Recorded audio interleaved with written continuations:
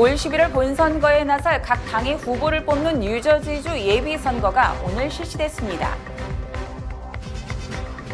올해 뉴욕주 선거구 재조정 결과에 따라 잔 리우 뉴욕주 상원 의원이 기존 11선거구가 아닌 16선거구에 출마합니다. 공립교 학생을 둔 모든 뉴욕시 가정에 소득에 상관없이 자녀 1인당 375달러가 지급됩니다. 지난달에도 뉴욕시 7대 주요 범죄 발생 건수가 큰 폭으로 증가한 것으로 집계됐습니다. 이상은 TKC 뉴스데스크 오늘의 주요 소식입니다. 가족과 친구, 소중한 이들은 친밀한 유대관계입니다. 백신 접종은 우리가 더 가까워지도록 돕습니다. 백신 접종은 코비드-19로 인한 심각한 질병에 대해 보호력을 제공합니다. 백신을 접종받고 부스터 주사로 최신 상태를 유지하십시오. 백신 접종소를 찾으시려면 nyc.gov/백신파인더를 방문하거나 877-829-4692로 전화하십시오. 시청자 여러분 안녕하십니까? 6월 7일 화요일 TKC 뉴스데스크 첫 소식입니다. 올 11월 본선거에 나설 각 당의 후보를 뽑는 뉴저지주 예비선거가 오늘 실시됐습니다. 올 예비선거는 한인 후보들이 대거 출마한 가운데 가장 많은 관심을 받고 있는 한인 정치인은 뉴저지주 연방하원 3선거구에 출마한 앤디 김 후보입니다. 현직 의원인 김 후보의 상대는 공직 경력과 개인 이력이 많이 드러나지 않은 정치신인 루벤 핸들러 후보로 무난한 승리가 예상됩니다. 특히 이번 선거에는 한인 후보 12명이 출사표를 던져 그 어느 해보다 한인 커뮤니티의 주목을 받고 있습니다. 팰리세이드팍 시장 예비선거에는 재선을 노리는 크리스정 시장과 폴김 시의원 간의 맞대결이 펼쳐졌습니다. 이번 예비선거에서는 연방의원과 각 카운티장과 의원, 타운별 시장과 의원 등 각 정당 후보자들을 선출하게 됩니다. 올해 뉴욕주 선거구 재조정 결과에 따라 잔 리우 뉴욕주 상원 의원이 기존 11선거구가 아닌 16선거구에 출마합니다. 새롭게 그려진 주상원 16선거구는 퀸즈 플러싱, 머레일 일대를 흡수해 베이사이드, 프레시메도, 오클랜드 가든 등으로 재편성됐습니다. 본 방송과의 인터뷰에서 잔 리우 뉴욕주 상원 의원은 선거구 재조정으로 지난 30년 동안 살아온 자신의 집이 16선거구에 속하게 됐다며 아쉽지만 11선거구가 아닌 16선거구에 출마하게 됐다고 말했습니다. I am very disappointed that I cannot continue to represent the district I've been representing, but I have no control over these boundaries. My house is now in 16. So the only way for me to run in 11 is I would have to move houses. I'd have to give up my house of 29 years.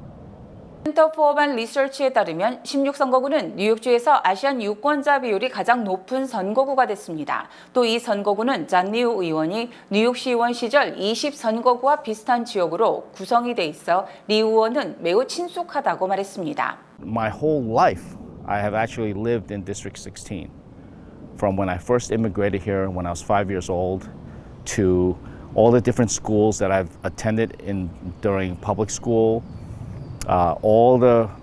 My house that my family lived in ever since I grew up and went to college, and then after college, buying my house here, a place that I rented temporarily before I bought my house.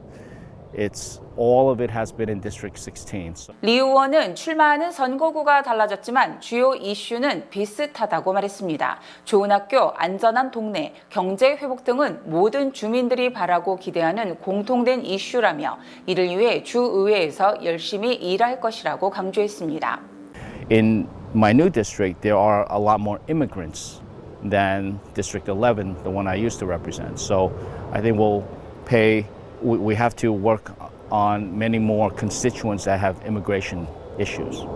I have always successfully ran for office with the strong support of the Korean American community, from city council days to when I was elected comptroller. Even when I ran for mayor unsuccessfully, I was honored to have the community support. And I hope to have the community support once again for District 16 this year.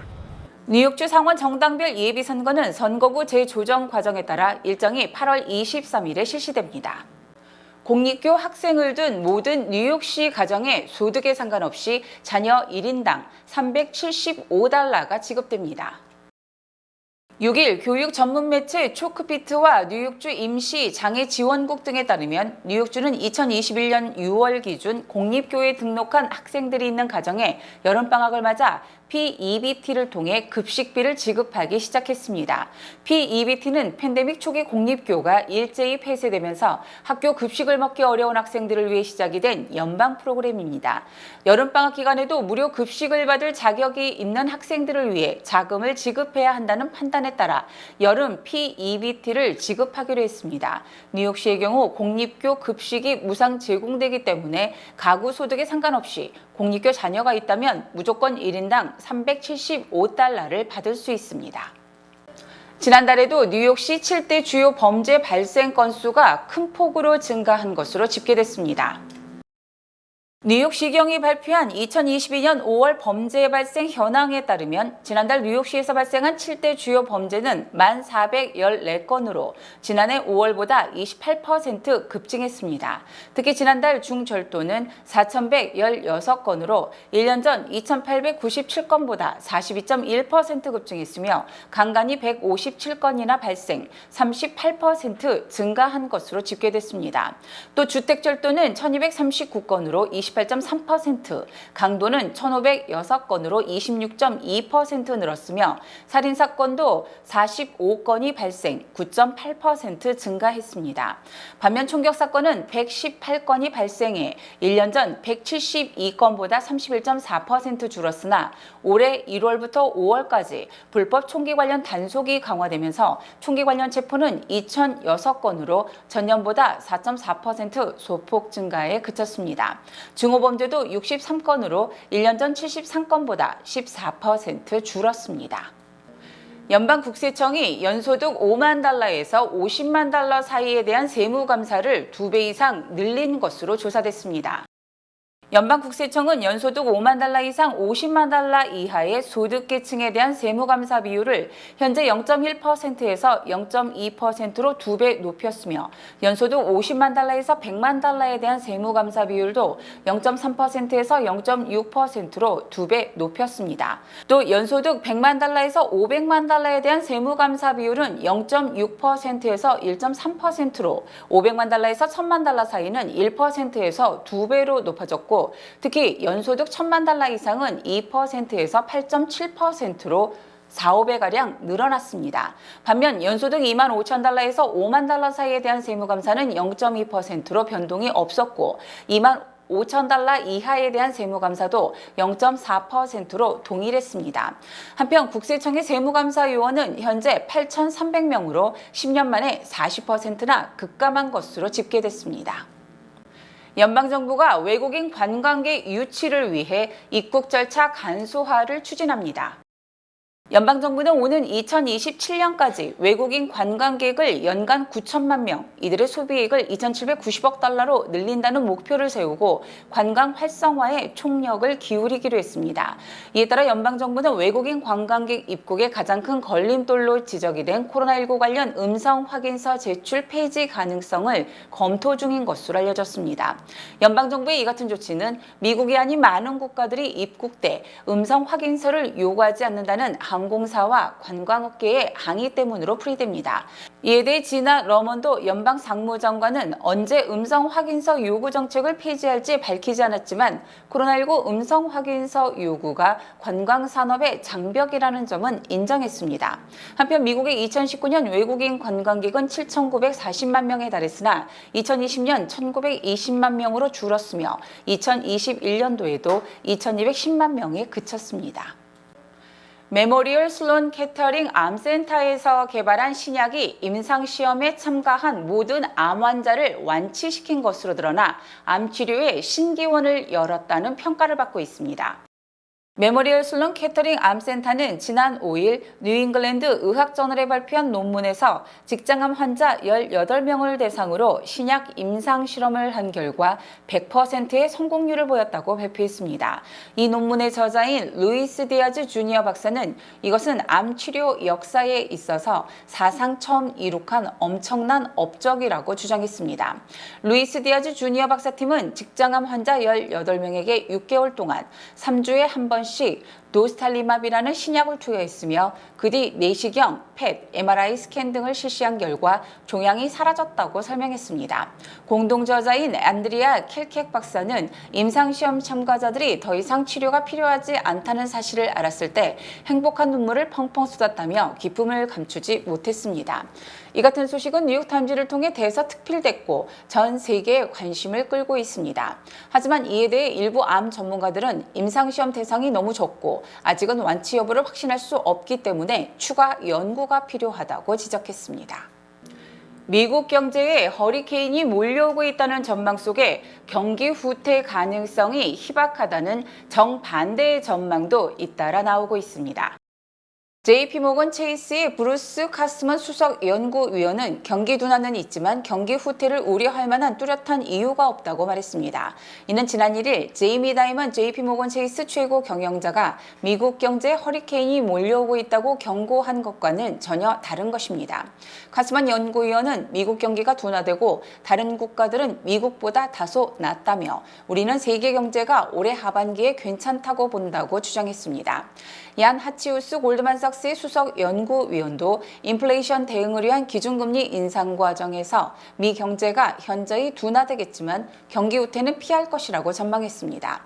하치우스 연구위원은 공급망 혼란이 완화되고 미국인들이 노동시장에 복귀하면 연준이 시장의 우려처럼 빨리 금리를 올릴 필요가 없어질 것이라고 말했습니다.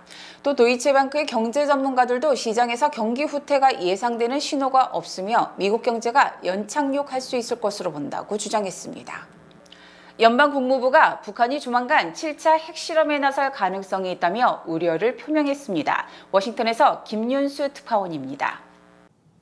네, 오늘 정례 브리핑에 나선 네드 프라이스 미 국무부 대변인이 그런 말을 했는데요. 프라이스 대변인은 북한이 조만간 7차 핵실험을 할 거라는 우려가 많다고 말했는데 여기서 조만간이라는 게 한두 달 정도를 의미하는 게 아니라 며칠 정도의 짧은 시간을 의미하는 표현에 가까웠습니다.